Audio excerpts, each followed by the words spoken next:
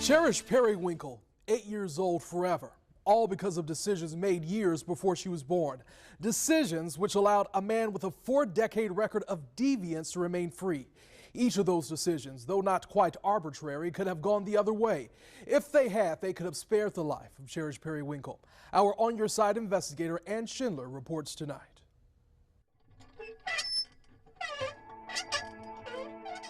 Between quaaludes and car fires, Donald Smith discovered deviance young. But it was his first sex offense at age 20 that set the pattern for his life. Right off the bat, found to be a sexual offender. Clearly, they didn't address his issues. Attorney Michael Bosson testified at trial about Smith's long criminal history. Really, since 1977, right? I mean, that was the first time that he actually committed a really horrible crime.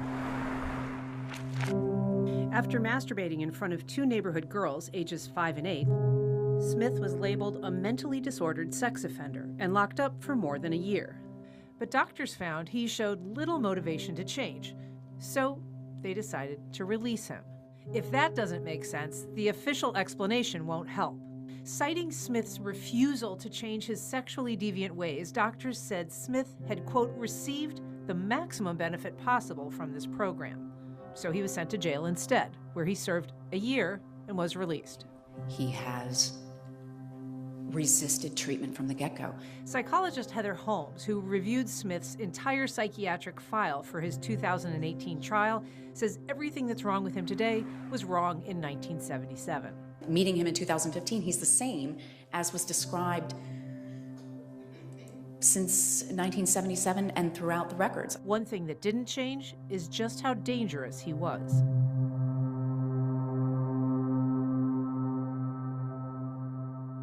He told me to get the fuck in the pan. Doctors who recommended Smith's release had warned he remained a danger to society and was highly probable to offend again. And he did with Carrie Ann Buck in 1992. He looked at me like he was gonna kill me. Buck was 13 years old when Smith tried to kidnap her 2 blocks from her home before chasing her to a school playground where she hid in a slide. He said, I know you're in there, you little bitch, and I'm gonna find you. Later that day, Smith tried to lure 2 other girls into his van. That's a face I'll never forget. I see his face every time my kids go outside to play. Convicted of the kidnapping, Smith could have gotten life in prison, but ended up serving just 6 years. He got a lot of breaks. He also slipped through the cracks. Semen on his chest and KY lubricating jelly on his hands. In this 1998 case, police found Smith in his car, his pants unbuckled. Along with a bottle of vodka and a bottle of urine, police found drawings of penises, along with a note that said, I want to see you hang by your neck. Again, pretty alarming. Disturbing as the case might sound, nothing came of it.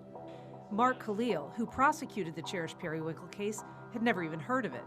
I mean, given all of the attention this case has had, I had never heard about that either. Right, and neither did I. In my review of all of his history prior to me testifying at the trial, I did not come across that as well.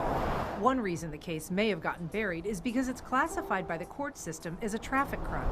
Also, around that time, Smith was getting arrested and released constantly.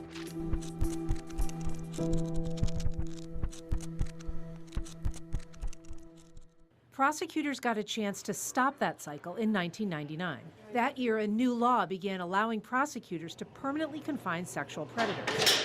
And local prosecutors filed the paperwork to lock Smith away for good. But 3 years later, the state dropped the case. Prosecutors noted that Smith, at that point, hadn't physically harmed his victims. In exchange, Smith agreed to undergo chemical castration and attend therapy. But within a month, he already wasn't complying. His doctor sent an urgent warning to prosecutors saying that Smith posed, quote, a clear present and future danger to children and the community. But nothing was done. The decision to let Smith off was later ridiculed by State Attorney Melissa Nelson when she reviewed that disposition statement during the Cherish Perrywinkle case. Wow, that is doctored up. Her comments can be seen on this document obtained exclusively by First Coast News. the questions like, what is that? And questions like, seriously? Question mark, question mark. What? You know, so there's a lot of pushback from whoever wrote these comments. Bosson didn't know that Nelson wrote the comments, but he says they raise legitimate questions. Or why the prosecutor chose at the time not to just pursue it through the jury and let the jury decide, I don't have an answer for. It's a great question. And it wasn't just attorneys that let Smith off the hook. After a crack cocaine arrest sent Smith back to prison on a parole violation, he was again reviewed for permanent detention in 2006. I don't know how this conclusion was reached. This time, the doctor said he didn't qualify. I was just exquisitely surprised. The doctor who evaluated him agreed with every other doctor in Smith's past that he was a mentally disordered sex offender. But when it came to permanently confining him, he said no. I wondered if it was a typo at the end that said he did not meet criteria. Because if this person with these characteristics that has been described as dangerous, as a pedophile, is not meeting criteria because he's considered dangerous as a sexual predator, then I don't know who would be. Amazingly, even that wouldn't be the last missed opportunity. I told him I'm outside. Then he says, do you wear bras? And I said, no, but I got some. Then he asked me if I had hair on my private, and I said, no. Christina Hand was 10 in 2009 when Smith called, pretending to be a child abuse investigator. He wanted to examine her, he said, to see if she'd been sexually assaulted. I mean, it's kind of scary that it all happened. Now 19, she remembers her grandma agreeing to drive her to McDonald's to meet Smith. Luckily, her mom intervened and called police. They ended up going out that night and finding him, and they busted his nose. I can remember that. Smith could have gotten 30 years if the case had gone to trial. But Hand's mother was reluctant to put her little daughter on the stand, and prosecutors made a deal. After 2 years in the Duval County Jail, on May 31st, 2013, Smith was released. 3 weeks later, a final missed opportunity. Jackson 911 Robinson. The night Cherish Perrywinkle was killed. I think my daughter's been taken by a stranger. Called to a Northside Walmart at 11 o'clock at night, police initially dismissed the child abduction as a custody dispute. If they would have acted faster, they would have found Cherish in ample time. Cherish's mother, Rain Perrywinkle, says at first she was treated like a suspect. Detective Cullen looked at me and he said, "You did it, I know you did it, and you're going to prison." The doubt spelled delay.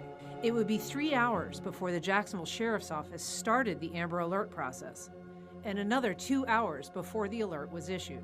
Do I think that we would have found her in time to save her? Probably not. But if that was your 8-year-old little girl, would you want us to try? Once officers began to work the case in earnest, things went fairly quickly.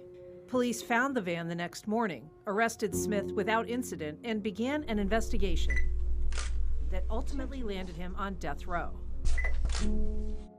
They also found Cherish Perrywinkle, or rather, they found her body, stuffed under a log in a tidal marsh, her long hair floating in the water. You have the following rights under the United States Constitution. You do The not story's end was tragic, and tragically unsurprising.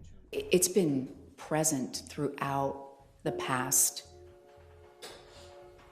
40 years. In fact, you have an opinion that he is of the most dangerous sex offenders you have ever evaluated. Yes, he is. Definitely tells throughout the course of his conduct that this guy was a pretty seriously sick individual. Go to the dictionary and you look up sexual predator, Donald Smith's picture is going to be right there. With photojournalist Nick Marone, Ann Schindler, First Coast News, on your side.